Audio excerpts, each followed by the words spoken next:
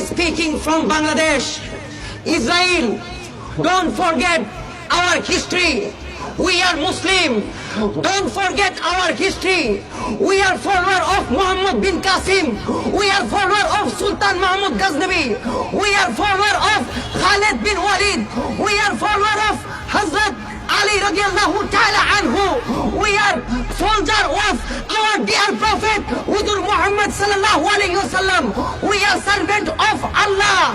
If we want, we can destroy Israel, and very soon we will remove Israel from this world map.